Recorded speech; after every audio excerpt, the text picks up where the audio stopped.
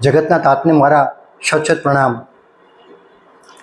હાલ જન્માષ્ટમીનો તહેવાર આવી રહ્યો છે। જન્માષ્ટમીના આ તહેવારમાં ભગવાન શ્રી કૃષ્ણ તેમજ બલરામ ભગવાન આપ સૌને કૃષિની અંદર ખૂબ જ ધન ધાન્ય આપે એવી પ્રાર્થના સાથે આજે એક એવા વિષય સાથે ચર્ચા કરવાની છે કે માહિતી મેળવવાની છે।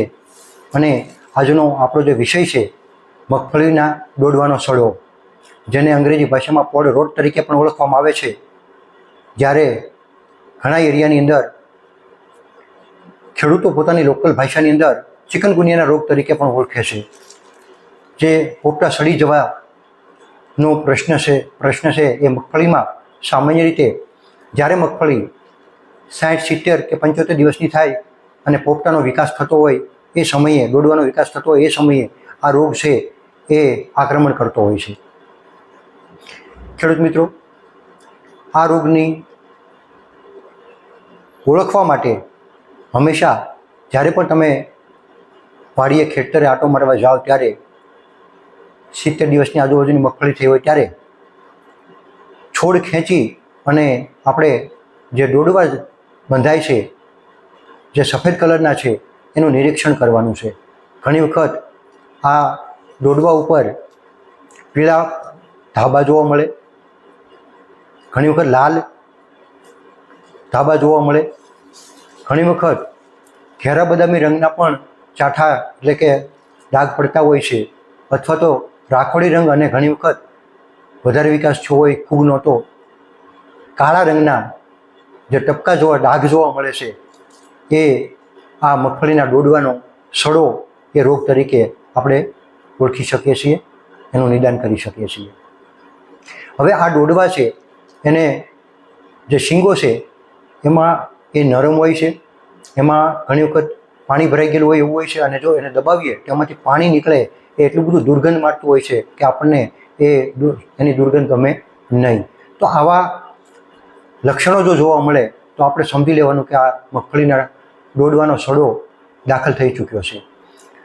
આ રોગના કારણે મગફળીના બરાબર દાણા પણ બંધાતા નથી, એનો વિકાસ થતો નથી, ઘણી વખત એનું વજન પણ મળતું નથી, અને ડોડવાની જે બહારની જે ફોફા છે, આવરણ છે, એ કાળું હોવાને કારણે બજારની અંદર સારો ભાવ આપણે મેળવી શકતા નથી। તો ખેડૂત મિત્રો, આ મગફળીના ડોડવાનો સડો છે એ આપણે સમજીએ કઈ રીતે એનું નિદાન કરી, અને નિદાન કર્યા પછી આપણે જો આવું જોવા મળે તો આપણે એને થવાના જે કારણો છે એના વિશે જો આપણે વાત કરીએ તો આ મગફળીના ડોડવાનો સડો છે, પોડ રોટ, એ એક કેટલી બધી કોમ્પ્લેક્સ ફૂગો છે, બેક્ટેરિયા છે એ, અને બીજી ઘણી બધી વાતાવરણીય અને જમીનની પરિસ્થિતિને લીધે અથવા તો ખાતરોની પરિસ્થિતિને લીધે પણ આ થઈ શકે છે। એટલે આને સમજવો થોડોક અઘરો છે, પણ આ જે થવાનું કારણ છે એની અંદર 5 થી 6 ફૂગ છે એ ખાસ જવાબદાર છે। તો એ ફૂગની આપણે જો જોઈએ તો એમાં એસ્પરજીલસ નાઇજર નામની ફૂગ છે, રાઇઝોપ્ટોનિયા સોલેની નામની ફૂગ છે, ફ્યુઝેરિયમની 1-2 સ્પીસીસ છે, સ્ક્લેરોટિયમ રોલ્ફી છે, ત્યારબાદ પિથિયમની સ્પીસીસ પણ જવાબદાર છે, અને બેક્ટેરિયાની અંદર ઇરવિનિયા જેવા બેક્ટેરિયા છે એ પણ ઘણી વખત આ હળો લાગવામાં પૃષ્ઠ ભૂમિકા ભજવતા હોય છે। હવે ઘણી વખત આની અંદર બેક્ટેરિયા સિવાયના નેમેટોડ એટલે કે જમીનમાં રહેલા કૃમિ એ પણ જવાબદાર છે, અને વાયર વોર્મ, જેને ગામડાની ભાષામાં પિચોળિયા તરીકે ઓળખે છે, એ વાયર વોર્મ છે એ પણ જવાબદાર છે। સફેદ ગેણ જે આપણે મૂંડા તરીકે ઓળખીએ છીએ એ પણ છે, અને ઉધઈ ઘણી વખત નુકસાન કરતી હોય। તો આ બધા જ, તેમજ આપણે જે ખેતીની અંદર જે સાધનો ચલાવીએ છીએ, આંતરખેડ કરીએ છીએ, બેલી ચલાવીએ છીએ, એને કારણે જે પૂણા ડોડવાને જે ઈજા થઈ હોય છે, તો ઈજા જે થાય છે એ ત્યાંથી પણ આ ફૂગ છે એના માટે પ્રવેશદ્વાર તૈયાર થઈ ગયેલું હોય છે। તો આવા પણ કારણો છે, ફૂગ છે, બેક્ટેરિયા છે, નેમેટોડ કૃમિ છે, વાયરવોર્મ છે, સફેદ ઘેણ છે, ઉધઈ છે, આવા જમીનના કીડાઓ પણ જવાબદાર છે। હવે આ બધા જવાબદાર છે, એની સાથે સાથે ઘણી વખત જમીનનું ઊંચું તાપમાન જે 30-35 ડિગ્રી ઉપર જાય તો પણ ઘણી વખત આ સડો લાગવાના પ્રશ્નો ઊભા થાય છે। ઘણી વખત ખેડૂત મિત્રો જમીનની અંદર સેન્દ્રિય કાર્બનનું પ્રમાણ ઓછું હોય, સેન્દ્રિય પદાર્થ ઓછો હોય, તો એવા સંજોગોમાં પણ આપણા જે ફાયદાકારક જે જીવાણુઓ છે એની સંખ્યા જમીનમાં ઓછી હોવાને કારણે આ જે નુકસાનકારક જીવાણુઓ છે એની સંખ્યામાં વધારો થતો હોય છે. તો સેન્દ્રિય કાર્બન પણ મહત્વનો ભાગ ભજવે છે. ઘણી વખત ખેડૂત મિત્રો ભારે જમીન હોય, ચીકણી જમીન હોય, જમીનની અંદર નિતાર શક્તિની ઓછી હોય, તો આવા સમયે પણ લાંબા સમય સુધી પાણી ભરાઈ રહે અથવા તો લાંબા સમય સુધી વરસાદ રહે તો પણ ઘણી વખત આ ફૂગ છે એ વિકાસ પામતી હોય છે અને એને અનુકૂળ વાતાવરણ મળે છે એટલે આ રોગ ટૂંકમાં થતો હોય છે. ઘણી વખત એકના એક ખેતરમાં મગફળીનો પાક પછી મગફળીનો એમ સતત 3-4 વર્ષ સુધી વવાતો હોય તો પણ આ ફૂગ છે એ હાનિકારક ફૂગના જે જીવાણુઓ છે એની સંખ્યા ખૂબ જમા થતી હોય છે. એના લીધે પણ આ રોગ થવાના ચાન્સ વધી જાય છે. ઘણી વખત ખેડૂત મિત્રો કેલ્શિયમ અને પોટેશિયમ પોષક તત્વની જો ઉણપ હોય જમીનમાં તો પણ ઘણી વખત આવા જે ડોડવા બંધાય છે એનો જે પડ છે, આ બહારનું આવરણ છે એ મજબૂત થવું જોઈએ, એની મજબૂતાઈ ન થવાને કારણે પણ આ ફૂગ લાગવાના ચાન્સ વધી જાય છે. ઘણી વખત નાઇટ્રોજન અને ફોસ્ફરસ યુક્ત ખાતરોનું તત્વોનું લેવલ જો જમીનમાં વધારે હોય અથવા તો રાસાયણિક ખાતરો જે ખેડૂત આપે છે એ આ જે ડોડવા બંધાય છે એ ડોડવાની નજીક પડે તો પણ એને દાહ લાગવાને કારણે, ખાતરની ગરમી લાગવાને કારણે પણ આ ફૂગ છે એ ત્યાંથી દાખલ થતી હોય છે. તો આવા અનેક કારણો છે એ ખેડૂત મિત્રો આ મગફળીના ડોડવાના હાડા પાછળ જવાબદાર છે. તો ખેડૂત મિત્રો આમાં જે કોઈ કારણ તમારી જમીનને, તમારા ત્યાં વાતાવરણ છે એને અનુરૂપ કયો આમાં કારણ જવાબદાર હોઈ શકે એ તમે નિદાન કરી અને પછી ટૂંકમાં આગળ પગલાં ભરી શકો છો. હવે ખેડૂત મિત્રો નિયંત્રણની વાત કરીએ તો સામાન્ય રીતે નિયંત્રણની અંદર હવે ઘણી વખત તો ખેડૂત મિત્રો અહીંયા વાત એ કરી દઉં કે કૃમિ વાયરવોર્મ છે એ શું કરે છે, મગફળીના ડોડવાની અંદર કાણા પાડી અને અંદર દાખલ થઈ જાય છે. એટલે જે કાણું પાડે છે ત્યાંથી જે ઈજા થાય છે ત્યાંથી ફૂગ દાખલ થાય છે. જ્યારે જમીનમાં રહેલ કૃમિ નેમેટોડ છે એ મોટે ભાગે મગફળીના મૂળની અંદર ગાંઠો બનાવી અને રહે છે અને ત્યાં એનો વિકાસ કરે છે અને ત્યાં જ એ ટૂંકમાં ઈંડા મૂકે છે, બચ્ચા થાય છે અને મોટા થાય છે અને કોલોની બનાવે છે. તો આ છે એ કૃમિ છે, એને કૃમિ અને આપણે રાઇઝોબિયમ બેક્ટેરિયા, જે ટૂંકમાં રાઇઝોબિયમ નામના જે બેક્ટેરિયા આપણે કુદરતી રીતે નાઇટ્રોજન ફિક્સેશનનું જે કામ કરે છે, હવામાં 78.08% જે નાઇટ્રોજન રહેલો છે એ નાઇટ્રોજનને ફિક્સ કરી અને આપણા મગફળીમાં રાસાયણિક ખાતરની જે આપણે જરૂરિયાત પડે છે એવું ઘટાડે છે એ આ રાઇઝોબિયમ બેક્ટેરિયા છે. રાઇઝોબિયમ બેક્ટેરિયાની જે ગાંઠો છે એ હંમેશા નાની હોય છે. બીજું કે એ દબાવો તો એ પોચી હોય છે. જ્યારે આ કૃમિ જે ગાંઠ બનાવે છે એ મદારીની વાંસળી જેવી ટૂંકમાં આકારની થઈ જાય છે મોટી થતા, અને એને દબાવીએ તો એ એટલી બધી કડક હોય છે કે દબાતી નથી. અને ઘણી વખત આ રીતનું ટૂંકમાં વધારે પડતું જો દબાય તેમાંથી એક પ્રવાહી પણ નીકળતું હોય છે જે હાનિકારક હોય છે. તો ખેડૂત મિત્રો આ કૃમિની ગાંઠો અને આપણી રાઇઝોબિયમ બેક્ટેરિયાની ગાંઠો બંને વચ્ચે તફાવત પણ તમને ખબર હોવી જરૂરી છે, કારણ કે ફાયદાકારક પણ છે અને કૃમિની ગાંઠો છે એ નુકસાનકારક છે. હવે ખેડૂત મિત્રો અહીં નિયંત્રણની વાત કરીએ તો વાયરવોર્મ છે, એટલે કે જે પિચોડિયા તરીકે તમે ઓળખો છો ઘણી જગ્યાએ, તો એ છે.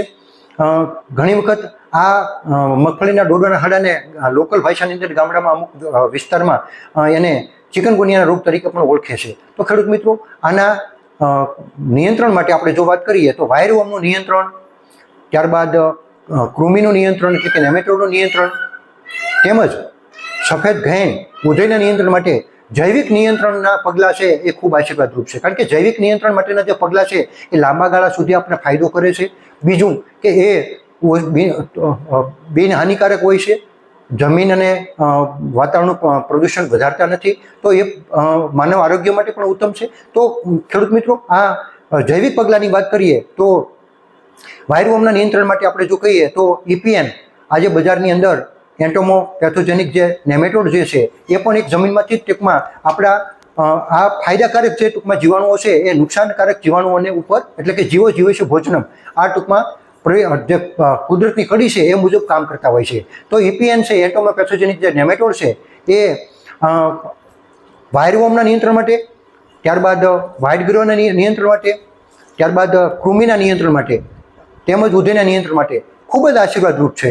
અને એ દુશ્મનોને ગોતીને મારે છે ને અઠવાડિયાની અંદર એના શરીરમાં ચેપ લગાડે છે અને એ ચેપથી આ બધા વાયરવોર્મ છે, કૃમિ છે, સફેદ ઘેણ છે એટલે કે મૂંડા છે, ઉધઈ છે, એ ટૂંકમાં નાશ પામે છે અને અઠવાડિયામાં રિઝલ્ટ આપણને જોવા મળતું હોય છે. તો EPN છે એ 1 એકરે 1 કિલોગ્રામ અથવા તો એને 50 ગ્રામ એક પંપમાં નાખી અને જો ડ્રેન્ચિંગ કરી દઈએ તો આપણને સારું પરિણામ મળે. ત્યારબાદ નેમેટોડ કૃમિ, સફેદ ગેંડ છે, ઉધઈના નિયંત્રણ માટે જો વાત કરીએ તો એમાં પણ EPN છે એ આશીર્વાદરૂપ છે અને EPNનો ખૂબ સારો ઉપયોગ થાય છે. સારી કંપનીનું પસંદ કરજો, સારી ગુણવત્તાનું પસંદ કરજો, જેથી કરીને પરિણામ સારા મળે. એન્ટોમોપેથોજેનિક નેમેટોડ છે એટલે કે EPN છે એ 1 એકરે 1 કિલો અથવા તો એક પંપની અંદર 50 ગ્રામ નાખી અને ડ્રેન્ચિંગ કરવાનું છે. બીજું જે ટૂંકમાં બાયોલોજીકલ કંટ્રોલ માટેનું જે પેસિલોમાઇસિસ લીલાસિનસ કરીને છે એ પણ 1 એકરે 2 કિલો ડ્રેન્ચિંગ કરી દેવાનું છે. પોચોનિયા ક્લોમાઇડોસ્પોરા છે એ પણ 1 એકરે 2 કિલોગ્રામ પ્રમાણે આપણે જમીનમાં આપવાનું છે. આને કારણે આપ્યા પછી પાણી જો ભેજ ન હોય તો આપણે પિયત આપી દેવું જરૂરી છે, જેથી કરીને આ જમીનમાં નીચે ઉતરી જાય અને દુશ્મનોને ગોતીને મારવાનું કામ કરશે. હવે ખેડૂત મિત્રો, આ જૈવિક નિયંત્રણ છું. હવે જૈવિક નિયંત્રણ સિવાયના આજે બજારની અંદર ફૂગનાશક માટે સિસ્ટમિક ફૂગનાશકોના જે કોમ્બિનેશન મળતા થયા છે એ પણ ખૂબ જ અત્યારે એના પરિણામો સારા મળે છે. તો એની અંદર આ જે કોમ્બિનેશન છે એ કોઈ પણ એકનો આપણે છંટકાવ કરવાનો છે, કોઈ પણ એકનો.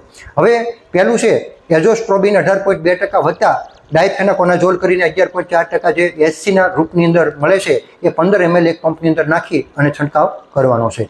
બીજું ટેબુકોનાઝોલ 50% વત્તા ટ્રાઇફ્લોસિસ્ટ્રોન સ્ટ્રોબિન એ 25% જે બજારમાં WGના નામે મળે છે રૂપમાં એ પણ 10 ગ્રામ પ્રતિ પંપ નાખી અને છંટકાવ કરવાનો છે. ત્રીજું છે ફ્લુક્ઝા પાયરોક્સાઇડ વત્તા પાયરાક્લોસ્ટ્રોબિન એ પણ 12 ml પ્રતિ પંપ નાખી અને જો આ દવાનો છંટકાવ તમે કરશો તો પરિણામ છે એ મળવાના ચાન્સ વધી જાય. પરંતુ આ રોગનું કંટ્રોલ કરવો, નિયંત્રણ કરવું અઘરું એટલા માટે છે કારણ કે આ જમીનમાં થાય છે. જમીનમાં થતો કોઈ પણ રોગ છે અંદરથી જે છે એ ત્યાં સુધી કોઈ પણ દવા પહોંચાડવી એ ખર્ચાળ બની જાય છે અને એની નિયંત્રણના પગલાં છે એ ખર્ચાળ થતા હોય છે. તો ખેડૂત મિત્રો, આ માહિતી છે એ તમને મને લાગે છે કે જ્યારે પણ તમારા ખેતરમાં જો આ દુશ્મન દાખલ થઈ ગઈ હોય ખૂબ દોડવાનો સડો, તો તમે આ સૂચવેલા કોઈ પણ પગલાં તમે લઈ શકો છો. જો તમે અગાઉ આ પગલાં લીધેલા હોય તો તમારે બીજો બિનજરૂરી ખર્ચ કરવાની જરૂર નથી. જો તમે આ પગલાં ન લીધા હોય ને રોગ આવે તો તમે આ પગલાં લઈ શકો છો. ખેડૂત મિત્રો, આ માહિતી તમને ખૂબ ઉપયોગી થશે. આ માહિતી જો તમને ગમે તો તમે લાઇક કરજો, શેર કરજો અને બીજા ખેડૂતને મોકલવાનું ભૂલતા નહીં. અને જો તમને માહિતી ખરેખર ગમતી હોય અને સતત માહિતી મેળવતી રહેવા માટે હું તમને વિનંતી કરીશ કે આ કૃષિ દર્પણ ચેનલ તમે સબસ્ક્રાઈબ કરી લેજો. તો ખેડૂત મિત્રો, આ માહિતી અહીં પૂર્ણ કરું છું. તમારી રજા લઈ અને આ વિડીયો પૂર્ણ કરી આપ સૌનો આભાર. જય જવાન, જય કિસાન.